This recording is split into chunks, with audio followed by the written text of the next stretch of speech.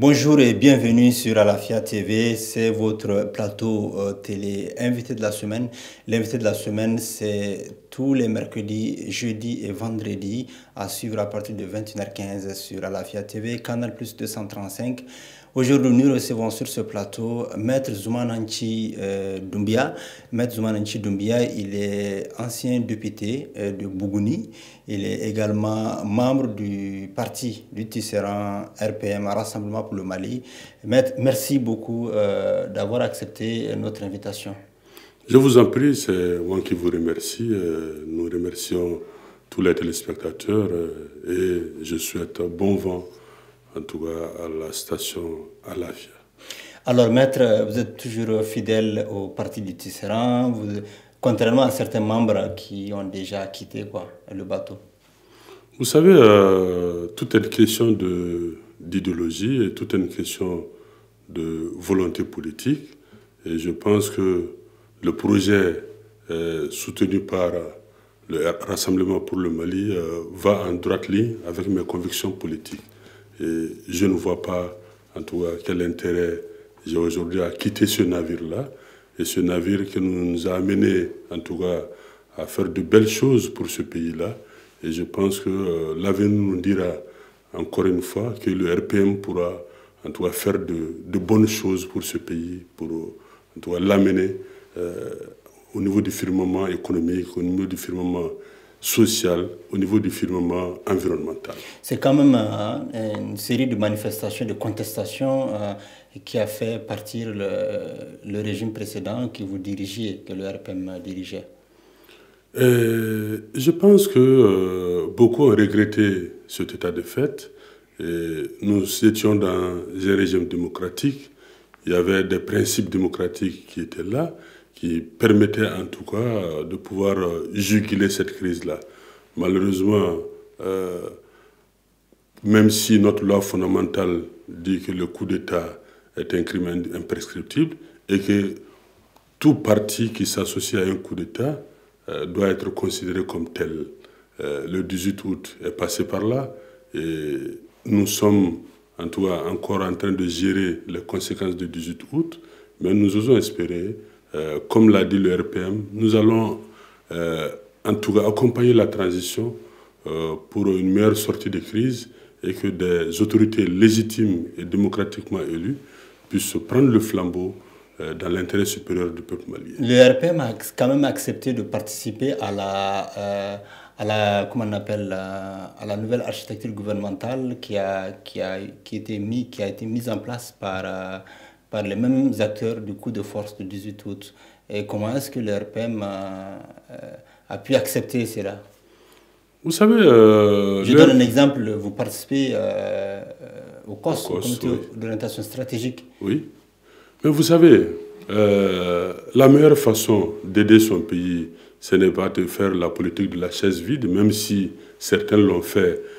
Aujourd'hui, ils sont rattrapés par l'histoire parce qu'ils ont dit beaucoup de choses, mais ils sont là aujourd'hui, on va les voir à l'heure. Vous pensez à qui? Le M5 RFP qui gère la primature aujourd'hui et qui a en tout cas une bonne ossature, qui occupe une bonne ossature dans l'architecture gouvernementale. Mais nous ne sommes pas allés contre parce que nous sommes des bons patriotes. Nous avons souci de notre pays. Et ce n'est pas... si chacun devrait dire, bon, si ce n'est pas moi, rien et rien n'ira, je ne pense pas qu'il y aurait un pays. Et pour qu'il y ait un pays, il faut un minimum de consensus. Il faudrait que les uns et les autres puissent s'écouter et les uns et les autres puissent s'accepter. C'est vrai que d'autres ne nous ont pas acceptés, mais nous n'allons pas faire comme eux. Nous allons en tout cas montrer notre patriotisme, même si, même dans la dernière architecture gouvernementale, il avait été question d'un gouvernement inclusif, mais nous avons vu au finish que c'est un gouvernement exclusif, mais ça n'empêchera pas le RPM de jouer toute sa partition dans la construction de ce pays-là. Alors, le comité d'orientation stratégique, pour revenir à cela, c'est fini le COS ou les travaux continuent toujours au sein du comité? Bon, malheureusement, comme l'a été la mise en place du gouvernement, au lieu que nous cherchons l'inclusivité aujourd'hui, mais c'est l'exclusivité Et le COS, qui était un outil très important, qui avait en charge de dessiner le périmètre des réformes en corrélation avec le temps imparti à la transition, est laissé de côté aujourd'hui pour faire autre chose.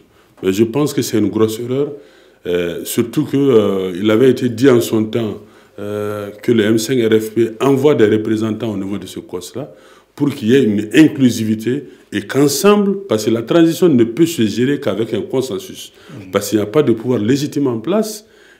Parce qu'il y a certains aussi qui considèrent que ce consensus-là ressemble plutôt à un partage de gâteau, quoi. Loin de là, parce qu'aujourd'hui, là...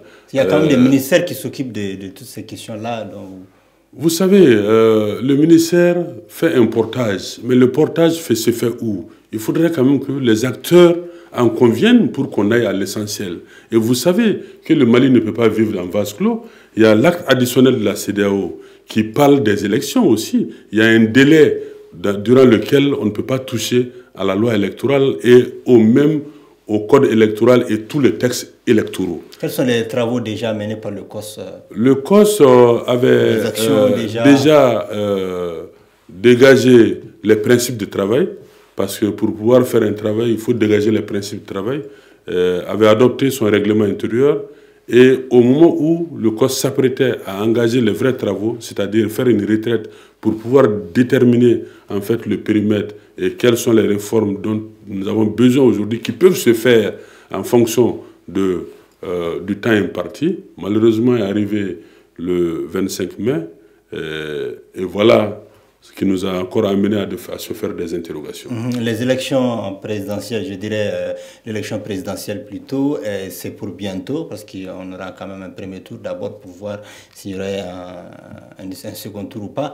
Concrètement, est-ce que le RPM a déjà un candidat consensuel, ou bien le RPM est prêt plutôt à accompagner un autre candidat, un autre parti, une autre formation politique? Un parti politique se crée pour la conquête du pouvoir. Et je pense que le RPM est dans cette logique-là. On ne peut pas créer un parti et ne pas chercher le pouvoir.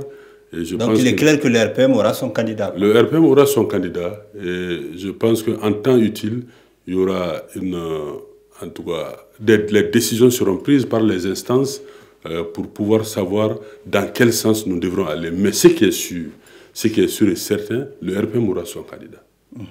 Et donc, du coup, tout de suite, là, pour revenir sur la question des élections, l'organe unique de gestion des élections a été, en tout cas, selon Choguel, la décision politique elle est prise.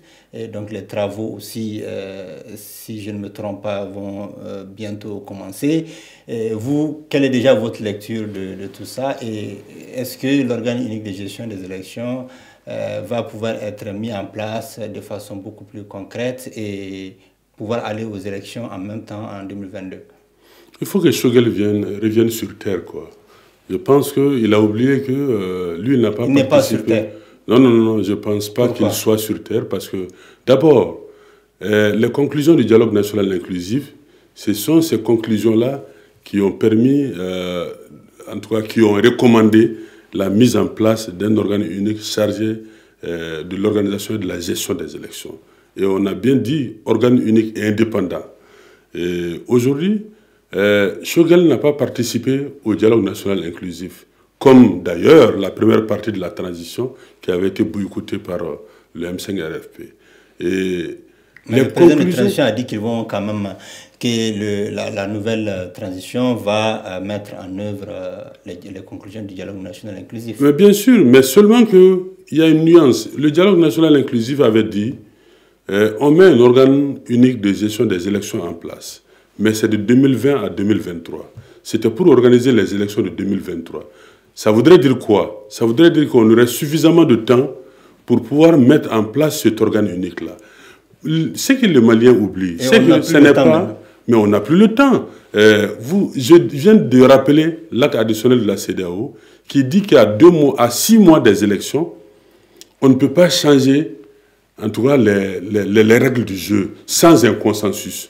Aujourd'hui, Choguel, là, il est obligé d'avoir le consensus avec les acteurs politiques pour aller à cela. Mais les acteurs politiques ont dit, Il a fait faire des études par des experts nationaux. Mais les acteurs politiques, ils étaient beaucoup à demander. Oui, mais ça c'était au début de la transition. Si c'était au tout début de la transition, 18 mois. Le COS n'y avait même pas pensé, par exemple, peut-être. Le COS n'a pas donné d'orientation parce qu'elle n'a pas eu le temps de donner d'orientation. Mais ce qui est sûr, c'est que le COS n'était plus dans la logique de faire les élections avec un organe unique parce que le temps ne s'y prêtait pas.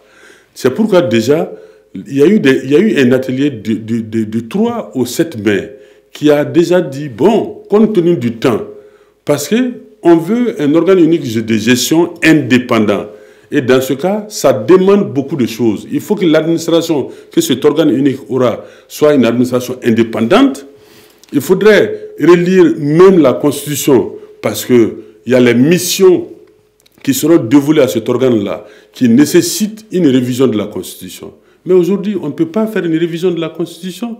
Le temps imparti ne permet pas. Donc, est-ce que la mise en place d'un organe, une gestion des élections, vous trouvez ça pertinente? Si c'est le cas, est-ce qu'il ne faut pas prolonger la transition? Ah non, non, non, on ne peut pas parler de prorogation de la transition. Le Mali, volontairement, a décidé d'une transition de 18 mois. Parce que ce n'est pas d'abord l'extérieur, c'est nous, Maliens, qui nous sommes mis d'accord au CICB pour dire qu'il faut une transition de 18 mois. Comme nous l'avons fait, malgré que c'est notre régime qui a été victime de coup d'État, mais on a accompagné. Pourquoi le M5-RFP en son temps n'a pas accompagné les autorités de la place pour qu'on aille à la mise en place de l'organe unique? Mais ils ont fait la politique de la chaise vide. Mais ce n'est pas aujourd'hui où on a consommé pratiquement 10 mois de cela qu'on va aller à un organe unique. Pour aller à un organe unique, nous avons fait le calcul, il faut au moins 18 mois. 18 mois, ça voudrait dire qu'il faut encore proroger la transition de 10 mois. Mais vous savez que le Mali aujourd'hui est exclu de toutes les instances internationales. Vous savez que le Mali ne peut pas vivre en vase clos. Vous savez qu'aujourd'hui, pour faire même une relance économique, il faut des autorités légitimes. Le baromètre de la démocratie, ce sont les élections. Et sans élections, on n'est pas dans la démocratie. Alors que le Mali a souscrit, personne n'a osé suspendre la Constitution du 25 février. Et la Constitution du 25 février dit clairement qu'on est dans un régime démocratique. Donc la transition, c'est pour une courte durée. Il y a eu des choses, il faut un retour rapide à l'ordre constitutionnel pour que le Mali rentre dans le concert des nations, pour qu'on puisse mettre en place un véritable plan. Quand j'entends Choguel dire que la volonté politique c'est quoi? La volonté politique c'est par rapport à un pouvoir légitime. Mais lui qui est là, il n'est pas légitime. Il ne peut pas parler de volonté politique. La volonté politique aujourd'hui, durant la transition, c'est le consensus qu'aura dégagé la classe politique par rapport à la gestion des élections. Et le consensus s'est dégagé pleinement pour une CENI renforcée avec une relecture de la loi électorale pour une meilleure transparence et aller aux élections. Donc jusqu'où vous êtes prêt à aller si jamais Choguel ou en tout cas le nouveau gouvernement décide de prolonger Je ne pense pas qu'il puisse avoir cette prétention-là. Et si c'est le cas? Non, si c'est le cas, je pense que le réveil risque d'être brutal pour eux. Comment ça? Le peuple malien est un peuple docile, mais le peuple malien n'est pas dupe. Le peuple malien sait quand même qu'aujourd'hui, il a plus sa destinée avec des autorités légitimes qu'avec une autorité transitoire. Vous êtes prêt à reprendre le chemin de la... Nous allons, en tout cas... comme l'a fait le M5. Nous allons passer par tous les moyens de droit, les moyens démocratiques pour que les élections se tiennent à date échue. Alors, aujourd'hui, on le sait tous, hein, au niveau de l'administration territoriale, c'est un peu le désordre. Hein.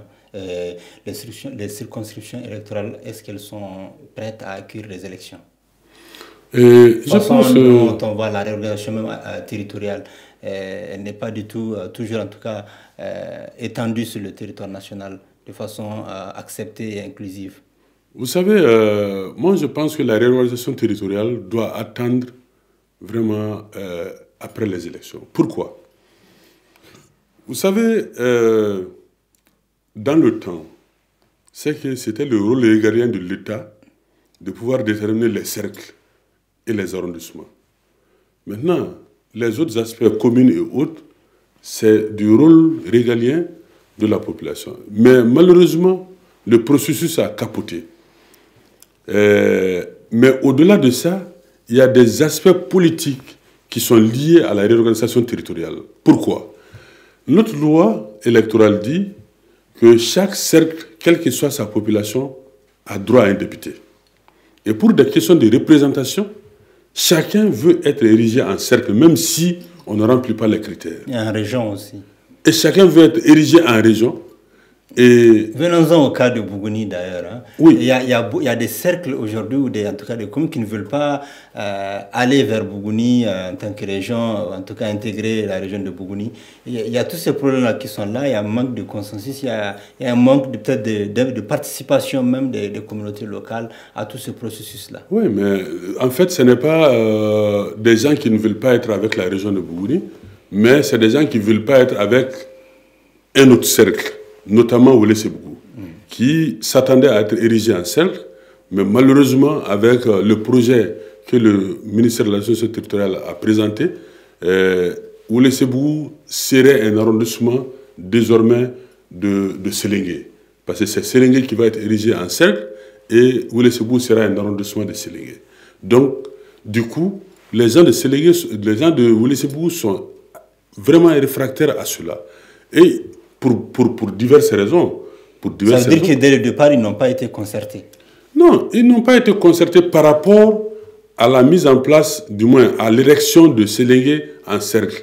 Mais ils ont participé à tous les travaux par rapport à la création ou à l'érection de Bougouni en tant que région. Ce sont les populations même de Oulé Sébougou qui ont demandé à être détachées de Koulikoro pour venir vers Bougouni parce que culturellement, ils sont plus, en tout cas, proches de... Ça veut dire que la réorganisation territoriale doit prendre en compte la dimension sociologique, culturelle. Naturellement. Parce que sans cela... Ce n'est pas fait, en réalité. Cela n'est pas fait. Cela n'est pas fait. Et pour le faire, il faut encore beaucoup plus de temps. Et le temps n'est pas notre allié aujourd'hui, malheureusement, parce que la transition prend fin dans 8 mois. Et il faudrait quand même organiser les élections de sortie de crise. Donc les préfets, les gouverneurs nommés pour ces régions-là doivent attendre? Non, ils vont être là. Mais en fait, ils vont être là, mais ce ne seront pas des circonscriptions électorales par rapport à l'élection des députés. Et je pense que le même consensus politique a prévalu en 2020, parce que pour aller aux élections en 2020, il y avait toutes ces régions-là avaient déjà leur gouverneur, et on a d'autres régions qui ont été créées, qui ont même leur cercle aujourd'hui, créé par la loi. Mais on a dit, compte tenu des difficultés de mise en œuvre de ces cercles-là dans l'organigramme électoral, il serait bon qu'on aille avec l'existant.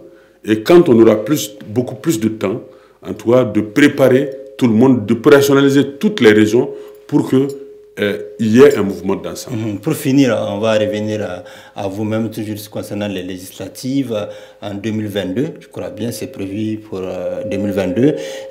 Certainement, vous serez candidat si jamais le parti vous désigne au niveau local. C'est sûr que vous serez candidat. Il n'y a aucun doute. 2022, c'est encore loin. C'est Dieu qui décide de tout. 2022, c'est encore loin parce que c'est le parti qui décide. 2022, c'est encore loin, c'est les populations qui décident. Mais je pense que si le choix était porté sur moi et que Dieu me prêtait longue vie d'ici là, je ne décevrai jamais ma population parce que je suis à leur service et je pense que tout ce que je fais aujourd'hui dans la politique, je le fais en leur nom. Si j'ai cette notoriété-là aujourd'hui, c'est grâce à eux, c'est vraiment leur fruit. Et je pense que je serai toujours là pour servir ma contrée. Parce que j'ai toujours dit, je dois tout à Bougouni. Je dois tout à Bougouni et je ferai en sorte que je sois à hauteur de souhait pour la population de Bougouni. Merci Maître Zoumananchi Doumbia, merci d'avoir accepté notre invitation. Merci bien. Je pense que c'est moi qui vous remercie. Et en tout cas, je souhaite bonne chance à votre station de télé et que Dieu vous donne longue vie et beaucoup de bonheur. Merci, merci beaucoup. Je rappelle que Maître Zoumananchi Doumbia, il est ancien député élu à Bougouni. Il est également membre du parti politique Rassemblement pour le Mali, RPM. Merci d'avoir suivi, chers téléspectateurs, cette émission, l'invité de la semaine, qui sera diffusée ce mercredi et ce jeudi sur le canal 235 de Canal+. Et à bientôt.